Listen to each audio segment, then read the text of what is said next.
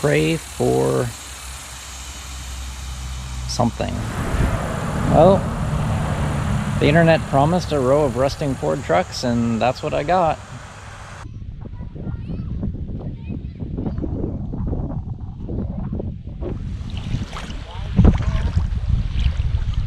It's the beach. I think this is the first time I've ever touched the Atlantic Ocean. It is warm. There's a rocket launch tomorrow morning.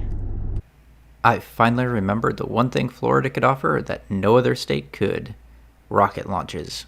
There was a Delta IV Heavy scheduled to launch at 2 a.m. the following morning, so I booked a hotel in Cape Canaveral and headed over. And then the launch was delayed due to mechanical issues, so I went to the Kennedy Space Center Museum instead.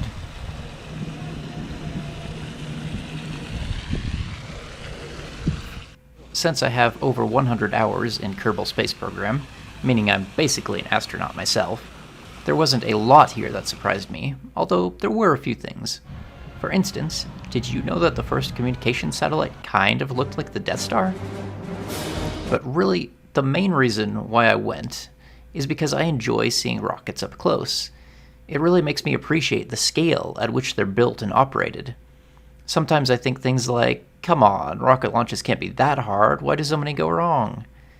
And then I come here and remember, oh yeah, they're basically launching skyscrapers into space using an even bigger pile of dynamite. Seeing Space Shuttle Atlantis up close and at an admittedly dramatic angle was also neat. I saw the shuttle Discovery in the Chantilly Air and Space Museum, but that was just parked in a hangar. NASA definitely knows how to make things look cool. Speaking of looking cool, the Batmobile-looking Mars rover concept was on display. I love the look, although I highly doubt any future Mars rover actually looks like that. Makes for a cool Lego set, though. They also had a number of small displays mentioning the SLS, the upcoming space launch system. For those of you who aren't space nerds, the SLS is a giant pork barrel project created by Congress as the worst sort of jobs program. It's years late and billions over budget, and will likely fly only once or twice, at great cost to the American taxpayer, before SpaceX's Starship arrives and blows it out of the water. Anyway, I bought a sticker. I also scared a bird.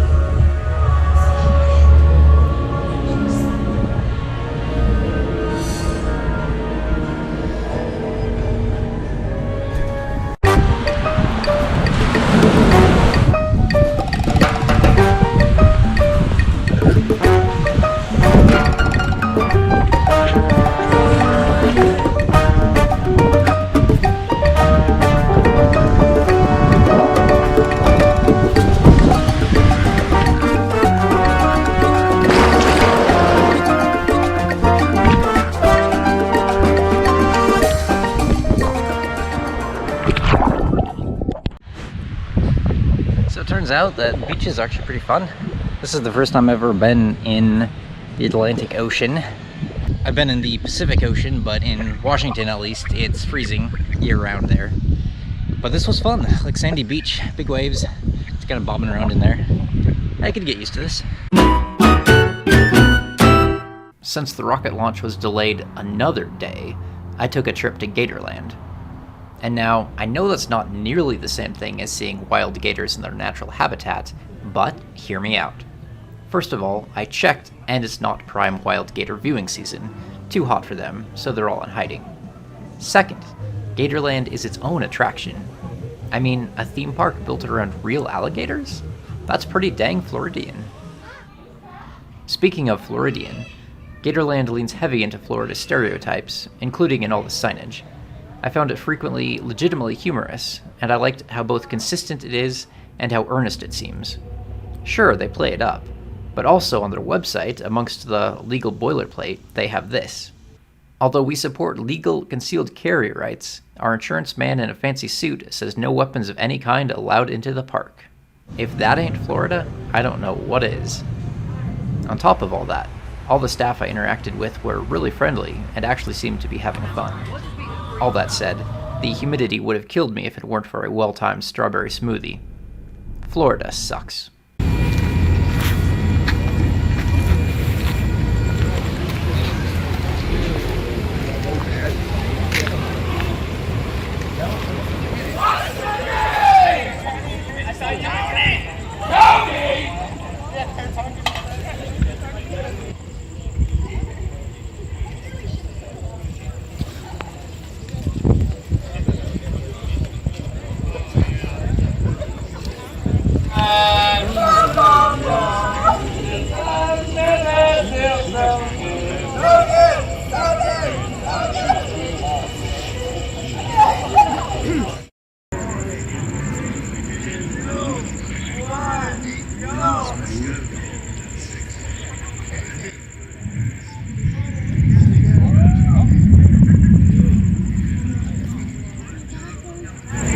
Bro, this shit blows up.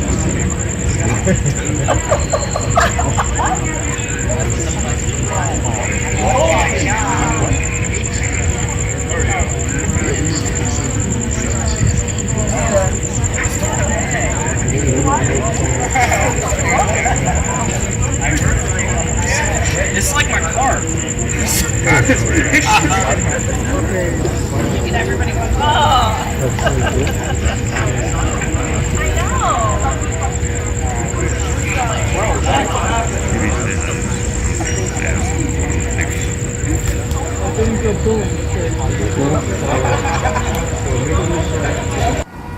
What an absolute bummer.